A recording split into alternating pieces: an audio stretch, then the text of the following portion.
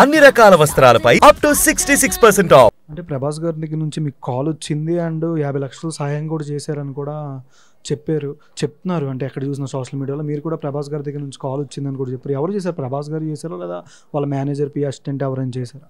ప్రభాస్ గారు పిఏ అని చెప్పి కాల్ చేశారండి. నాకు నైట్ కాల్ చేశారు 7:30కి చేసి ఇట్లా మా సార్ కాల్ చేయమని చెప్పారు, మీకు ఏమైనా హెల్ప్ కావాలంటే చెప్పండి అంటే, హెల్ప్ అయితే కావాలి కదా సార్, ఇట్లా కిడ్నీ ఖరాబ్ అయినాయి 2 కూడా అని చెప్పారు. కంపల్సరీ హెల్ప్ కావాలి సార్, మాకు కొంచెం చెప్పండి అని చెప్పి నేను కూడా ఇంకా రిక్వెస్ట్ చేశాను తనకి. తను అన్నాడు ఒక ½ అన్ అవర్లో కాల్ చేస్తా సార్, షూట్లో ఉండు అని చెప్పిండు. నేను నిజమే అనుకున్నా, అది నేను నంబర్ కూడా సేవ్ చేసుకోవాలని చెప్పిండు.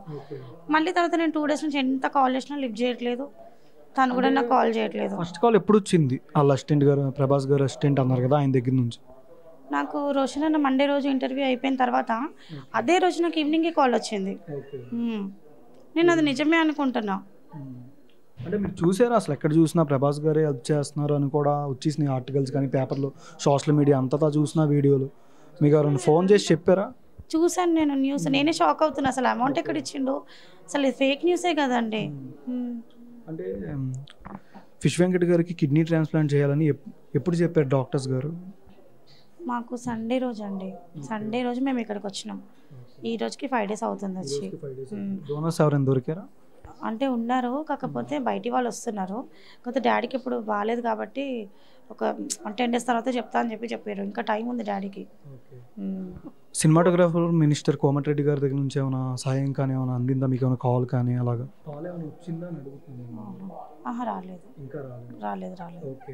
ఇండస్ట్రీ నుంచి కానీ, ఫిలిం ఛాంబర్ నుంచి అండ్ మా అసోసియేషన్ నుంచి కానీ ఎవరైనా మీ బాగోగులు కానీ కాల్ చేస్తే ఎవరైనా కనుక్కున్నారా? లేదండి, ఇండస్ట్రీ నుంచి ఎలాంటి కాల్ రాలేదు. పెద్ద హీరోల నుంచి కానీ ఎవరి దగ్గర నుంచి అసలు రాలేదు, ఎవరు చేయలేదు. పవన్ కళ్యాణ్ గారికి సమాచారం అందించారా? చెప్పమని ఇలాగే మీతోటి మీడియాస్ తోటి చెప్తున్నా, నేను అక్కడి వరకు వెళ్ళాలి అని చెప్పేసి పెద్దవాళ్ళ దగ్గరికి. ఇప్పుడు దాకా సహాయం ఎవరెవరు చేశారు? ఇండస్ట్రీ నుంచి అయితే ఎవరు చేయలేదండి, ఎవరు చేయలేదు. ఓకే.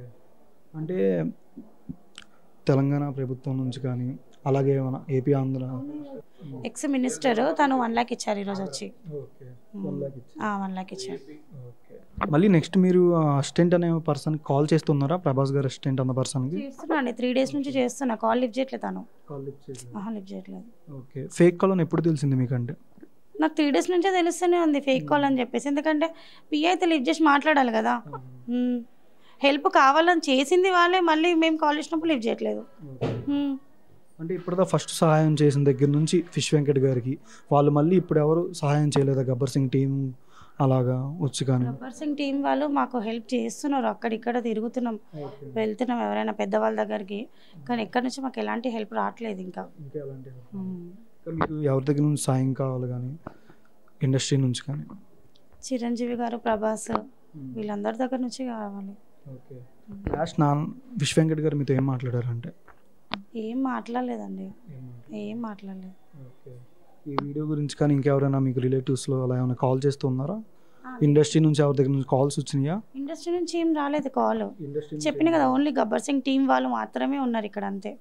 మిగతా ఎవరు కాల్ చేయట్లేదు, రావట్లేదు కూడా. పవన్ కళ్యాణ్ గారి సమాచారం అందజేయాలి ఇంకా, అంతే. అవునండి.